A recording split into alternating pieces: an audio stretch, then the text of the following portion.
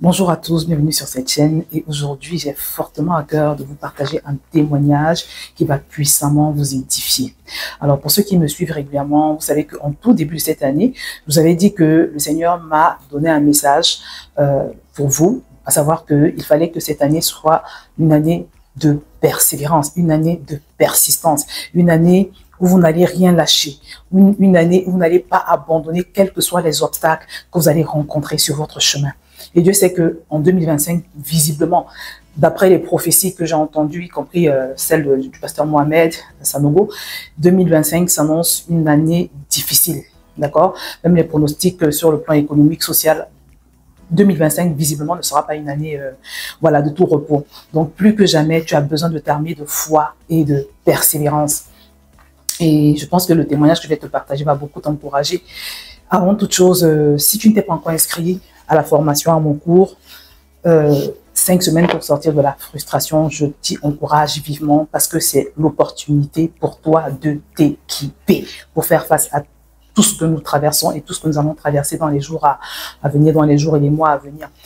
Alors, qu'est-ce qui s'est passé? Pour ceux qui me suivent régulièrement, je vous avais annoncé que j'allais apporter la parole dans mon église, ICC Paris Centre, l'église dont j'ai la responsabilité avec mon époux. Et c'était pas la première fois, mais pour ce dimanche, enfin dimanche dernier, j'ai vraiment eu à cœur d'inviter les personnes parce que le message était assez important. Donc c'était un message qui était important pour moi et je crois aussi important pour le Seigneur. Sauf que dans la semaine, j'ai vécu des attaques vraiment, je me suis dit, waouh! Bon, je savais déjà que visiblement, l'ennemi n'aime pas le message, il ne veut pas que le message que Dieu me donne parvienne aux gens. Et c'est pourquoi il me combat même dans ce que je fais sur les réseaux sociaux. Et maintenant, je me rends compte que ça se passe également quand j'ai un message à apporter au niveau de mon église locale. Donc, aussitôt que j'ai su que j'avais un message à partager, comme d'habitude, et ce que je recommande toujours sur la chaîne des ambassadeurs de Christ, je l'ai partagé.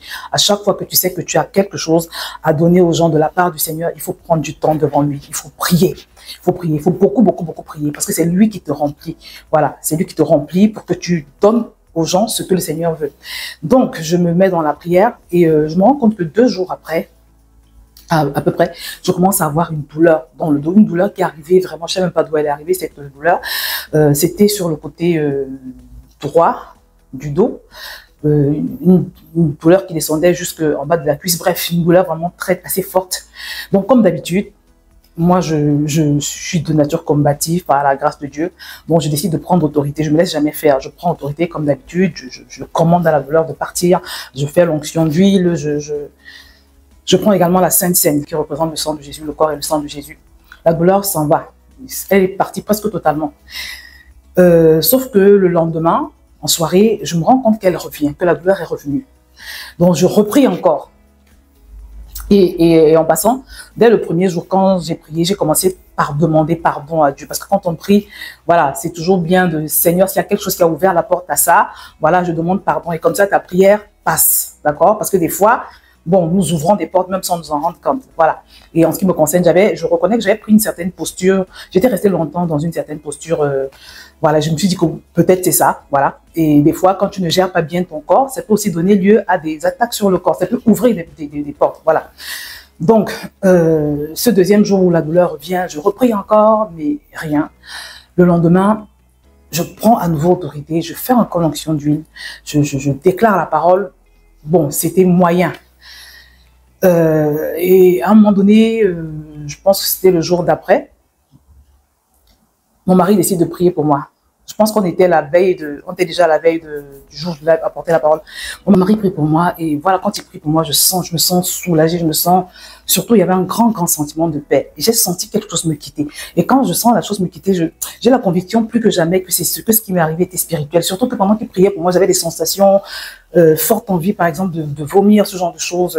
Voilà. Donc là, j'ai vraiment la conviction que c'était spirituel parce que, bon, mon mari me disait que oui, c'est parce que je ne fais pas de sport. Et moi, je lui disais que non, je suis convaincue que c'est spirituel. Parce que, comme par hasard, à chaque fois que j'ai une échéance comme celle-là, je vais avoir ce genre de choses, en fait. Vous voyez, je me rappelle qu'une fois, je devais apporter la parole, toujours dans les mêmes conditions. Cette semaine-là, je me suis retrouvée aux urgences avec un de mes enfants.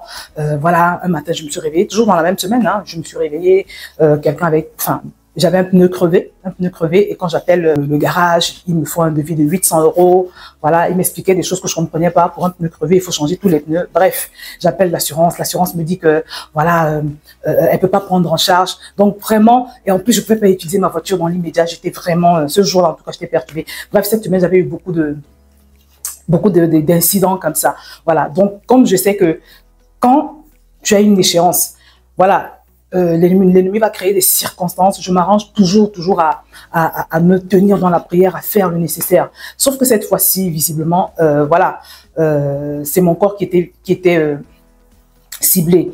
Vous voyez, donc mon mari prie pour moi et je me sens mieux. Malheureusement, en soirée, vers 20h30, 21h, la douleur revient, mais vraiment de plus belle. Mais une douleur, je crois que j'ai jamais ressenti une douleur comme ça. C'est pas la toute première fois que j'ai mal au dos, mais c'était horrible. C'était une douleur brûlante, une douleur vraiment qui m'empêchait de marcher. Je pouvais pas marcher sans tenir voilà une chaise. C'était horrible en fait. Donc là, je me suis dit, il va falloir faire quelque chose parce que sinon je risque d'être obligée d'annuler mon passage à l'église. Donc je décide de prendre autorité. Je vais reprendre l'huile sainte. Je commande à la douleur de quitter mon corps. Je lui rappelle que mon corps est le temple du Saint-Esprit. Voilà. Et que Dieu est réel. Il existe bel et bien dans mon corps. J'ai déclaré, je ne sais plus quel verset j'ai déclaré, Luc 10, 19 peut-être, je ne sais plus. Donc j'ai commandé en m'appuyant sur la parole de Dieu. Mais la douleur persistait. J'ai posé l'huile sainte. Je me suis assise 5 minutes. J'ai pris une petite pause et quand les 5 minutes passent, je reprends l'huile sainte et je l'asperge à nouveau au niveau de là où j'ai mal et je recommence à proclamer la parole de Dieu. Vous savez, la parole qui nous dit que si quelqu'un est malade, il faut que les anciens loignent d'huile. Voilà, et que la prière de foi sauvera le malade s'il a commis des péchés. Il lui sera pardonné. Donc, je prends Dieu à témoin sur sa parole. Je lui dis, voilà, Seigneur, c'est ce que tu as dit. Voilà. Donc, je prie Dieu et en même temps, je continue de réprimander la douleur, de dire à la douleur que je ne peux pas te subir. Douleur, je ne peux pas te subir. Satan, je ne peux pas te subir. Voilà. Je crois que j'ai proclamé la parole de Dieu qui nous dit de ne pas nous laisser mettre à nouveau sous le joug de la servitude. Voilà, parce que c'est à un grand prix que nous avons été rachetés. Vous voyez, et donc, j'ai déclaré plusieurs paroles comme ça, mais vraiment, ma vision pendant que je priais, c'était non. Dieu habite en moi, je suis le temple du Saint-Esprit. Je ne peux pas subir cette douleur. Voilà, parce que j'incarne Dieu et il habite en moi, il est là. Il ne peut pas partager sa gloire avec ce genre de choses. Donc, j'ai fait cette prière et quand j'ai fait cette prière, j'ai senti la douleur vraiment considérablement baisser. Donc, je me suis assise et j'ai continué à travailler sur mon message. Et 1 heure après, quand je me lève, la douleur est complètement partie. Je vous assure, je n'en revenais pas. J'étais surtout très, très reconnaissante au Seigneur. Et voilà. Donc, toute la nuit, je suis restée en prière. Donc, vraiment, vraiment, vraiment, je voudrais rendre grâce à Dieu pour ça. Mais surtout, mon ami, t'encourager à persévérer. Parce que ce que j'ai noté pour cet incident, c'est que c'est le nombre de fois où on a dû prier pour que cette douleur puisse enfin partir. Et je voudrais t'encourager et te dire, je ne sais pas ce que tu traverses, d'accord, mais ne te relâche jamais, quelle que soit la chose pour laquelle tu peux être en train de prier. Le Seigneur Jésus nous dit de ne jamais nous relâcher dans la prière. J'ai vraiment compris le sens de cette parole. Vous savez, moi j'ai l'habitude de me battre, j'ai l'habitude de ne pas subir les choses négatives qui peuvent m'arriver. Mais là, cette fois-ci, le plus que je peux dire que le Seigneur m'a enseigné, c'est la puissance de persévérer et de persister. Mais je rends grâce à Dieu parce que c'est vrai que si j'avais pas eu le message à apporter le lendemain, je n'aurais peut-être pas persisté de la même manière. Peut-être à un moment donné, j'aurais laissé tomber. Mais là, j'ai vraiment persisté. Je voudrais aussi rendre grâce à Dieu pour la vie de mon pasteur, l'apôtre Yvan, parce qu'on a eu un séminaire magnifique à l'église, un camp de guérison qui s'est étendu sur 3 jours, où vraiment on a été, oh là là, puissamment édifié par quelqu'un qui lui-même a été malade pendant 12 ans. Il a eu 12 ans, je crois, de cancer. Voilà, donc Dieu a mis dans son cœur une grande compassion pour les malades.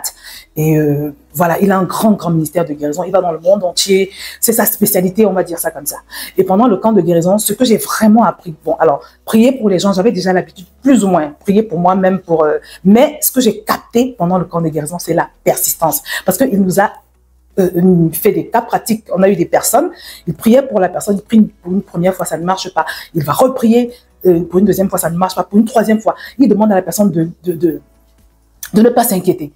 Il lui dit, calme-toi, on va prier ce soir. Si ce n'est pas ce soir, ce sera demain. Il reste encore quelques jours avant la fin du camp de guérison. Voilà. Et il faisait remarquer, il nous a rappelé à nous tous que Jésus lui-même disait dans sa parole qu'il y a des démons qui ne sortent que par le jeûne et la prière. C'est-à-dire que certains cas sont plus ou moins faciles à expédier, mais pour d'autres, il va falloir davantage prier.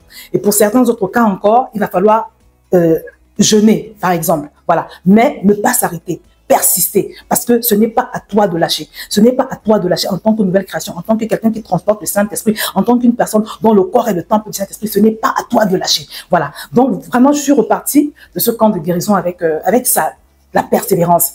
Et pendant que je souffrais de cette douleur, je repensais en fait à les conseils qu'il donnait pendant le cours. Je voudrais rendre grâce à Dieu pour la vie de l'apôtre Yvan, parce que c'est grâce à son humilité et à son ouverture.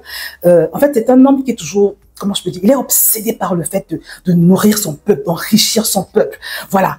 C'est-à-dire que Impact Centre Chrétien, c'est l'une des rares églises où, je peux dire, on ne s'ennuie pas, on ne s'ennuie jamais. Il y a toujours quelque chose qui est en train de se passer et qui édifie les gens, qui tire les gens vers le haut, qui étire les personnes. Et c'est vraiment juste quelque chose d'extraordinaire. Donc, je tenais aussi à le dire. Donc, voilà, c'est comme ça que j'ai été libérée et surtout que j'ai pu apporter la parole. Voilà, le lendemain à l'église, l'ennemi a tout fait pour m'empêcher d'apporter cette parole, mais il n'a pas réussi. Et je remercie le Seigneur vraiment qui m'a donné cette persévérance et vraiment qui m'a au final permis de faire ce qu'il voulait que je fasse, quoi, donc de sa part, le dimanche, vous voyez.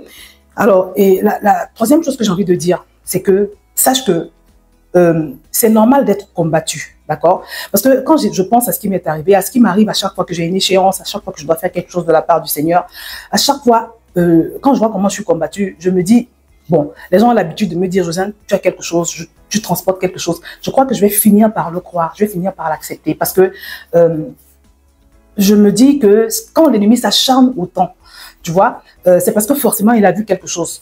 Quand tu lis la Bible, par exemple, tu te rends compte que parce qu'il avait vu qu'il y avait une étoile dans la vie de Jésus. Quand Hérode s'est rendu compte que Jésus était né, il a demandé à ce que tous les enfants de 2 ans et moins soient tués parce qu'il ne voulait pas manquer Jésus. En fait, c'est Satan qui est rentré en Hérode, le roi, à cette époque-là. Voilà. Donc, en fait, parfois, tu te retrouves attaqué de manière particulière parce que tu portes quelque chose, tu transportes quelque chose. Voilà. De la part du Seigneur. Et ça, l'ennemi, il sait le voir. Mais je voudrais t'encourager, au-delà de cette souffrance que tu peux être en train de traverser, parfois des moments de découragement, je voudrais t'encourager à garder à l'esprit que tu n'es pas tout seul dans ce combat. Le Seigneur te promet qu'il ne t'abandonnera pas, il ne te délaissera pas. Il y a un verset que je voudrais partager avec toi qui nous dit, je vous ai dit ces choses afin que vous ayez la paix en moi. Vous aurez des tribulations dans le monde, mais prenez courage, j'ai vaincu le monde. Le deuxième verset est encore plus puissant parce que c'est dans Jérémie chapitre 1, verset 19. Il nous dit, ils te feront la guerre, mais ils ne te vaincront pas, car je suis avec toi pour te délivrer. C'est-à-dire que Dieu te dit que tu seras combattu. Nous serons combattus. Ça ne doit pas te sembler comme quelque chose d'étrange. Nous serons combattus. Mais il te dit, ces gens nous feront la guerre, ces démons nous feront la guerre, ce diable nous fera la guerre, mais Dieu sera toujours avec nous pour nous délivrer. Donc que cela te fortifie et que cela t'encourage également à combattre, toujours avec l'esprit que tu as quelqu'un de grand, quelqu'un de plus fort à l'intérieur de toi. C'est très important. Alors, maintenant, ce que je voudrais te dire également, c'est vraiment penser beaucoup à moi dans vos prières, d'accord? Que ce soit les personnes qui me suivent sur mes plateformes, voilà, sur l'une de mes chaînes, ou bien sur Insta, sur Facebook. Portez-moi dans vos prières. Dans la vie, on ne peut pas que recevoir. Il faut aussi, de temps en temps, quand tu pries, pense à moi. D'accord? C'est important. Toutes les personnes avec qui j'ai commencé sur YouTube ont démissionné. Vous voyez, c'est pas facile de servir le Seigneur. Et je m'adresse aussi, s'il y a quelqu'un dans mon église qui passe par là, même si tu n'es pas dans mon église, priez pour vos responsables, priez pour vos pasteurs, parce que vous n'imaginez pas le nombre de combats, le nombre de résistances, le nombre de choses parfois qu'on traverse, le prix qu'on paye. Et pour finir, mon frère, ma soeur, je voudrais t'encourager à vraiment persévérer dans ta vie de prière. J'ai partagé une vidéo récemment de l'apôtre Yves où il encourageait à prier au moins 3 heures par jour. Et j'ai vu des commentaires de gens qui disaient, oui, mais comment ça se peut, on travaille, comment est-ce qu'on va faire pour prier 3 heures par jour? Il a expliqué pourtant clairement que quand on dit 3 heures, c'est pas forcément d'affilée. Et puis dans les 3 heures, tu as la prière en langue, tu vois. Et je voudrais justement à ce propos te partager ce que j'ai vécu.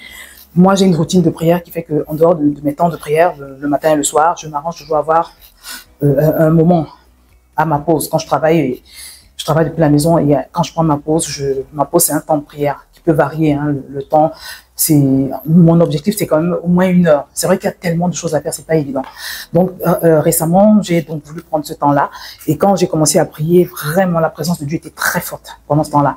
Sauf qu'il fallait que je m'arrête de prier et que j'avais un rendez-vous que je pouvais pas changer. Tu vois, donc je devais faire rapidement à manger avant d'aller à ce rendez-vous.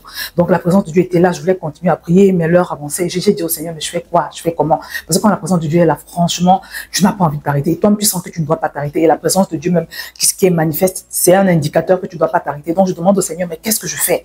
Qu'est-ce que je fais, Saint-Esprit? Et puis je sens comment le Seigneur me dit, continue à prier. Va faire ce que tu as à faire, tu ne t'arrêtes pas de prier. Donc j'ai obéi, je suis allée faire à manger, j'étais en train de prier, je priais. Même pendant que je prenais ma douche, j'étais en train de prier. Quand je suis sortie, en fait, je suis restée dans cet état de prière pendant au moins 2-3 heures. Je vous assure, c'était fabuleux. Et c'est là où j'ai réalisé qu'en fait, tu peux prier pendant que tu fais autre chose. Parce que des fois, tu pries pendant que tu t'affaires, pendant que tu vas à une activité à une autre, mais c'est pas la même, c'est pas pareil que quand tu es concentré dans la prière. Et c'est rare que la présence de Dieu soit sur toi dans ces moments-là. Mais ce jour, j'ai pu expérimenter que c'est possible d'être en train de faire son ménage et de prier et que la présence de Dieu est là. C'était une expérience extraordinaire, je vous assure. Et j'ai compris que le Seigneur est en train de me dire de ne pas me laisser limiter par le fait qu'il y a trop d'occupations. Voilà. Parce que pendant que tu fais ces occupations, tu peux être en train de prier. Je t'assure. Il suffit d'être déterminé. Voilà, et de demander au Seigneur vraiment, toujours éviter le Saint-Esprit. Voilà, dans ce temps de prière que tu vas avoir pendant que je sais pas, tu nettoies ta voiture, pendant que tu fais autre chose, toujours. Donc, c'est possible de prier vraiment autant d'heures qu'on veut. Parce qu'on n'est pas forcément obligé de dissocier la prière de nos activités. Vous voyez, donc je voulais terminer là-dessus parce que c'est très important. La vie de prière, non, c'est fondamental, c'est essentiel parce que comme je vous l'ai dit au début, nous sommes dans des temps vraiment qui sont assez compliqués, qui vont davantage se compliquer. Donc voilà, c'est ce que je voulais partager avec toi. Je vais m'arrêter là. J'espère que tu as été édifié. Si c'est le cas, mon frère, ma soeur, mets-moi un like et partage cette vidéo. Envoie cette vidéo parce qu'il y a beaucoup de gens qui sont en souffrance, qui ont besoin d'encouragement, vraiment de savoir qu'ils doivent persévérer. Ils ont besoin d'entendre ce témoignage. Inscris-toi également si tu ne l'as jamais fait à ma formation 5 semaines pour sortir de la frustration. Ça va te permettre de t'équiper véritablement et de participer au challenge 21 jours synchronisés avec le Saint-Esprit dans notre groupe WhatsApp avec mon accompagnement personnalisé. Donc voilà, bien évidemment, abonne-toi si ce n'est pas encore le cas. Je vais m'arrêter là et je te dis à très bientôt sur cette chaîne.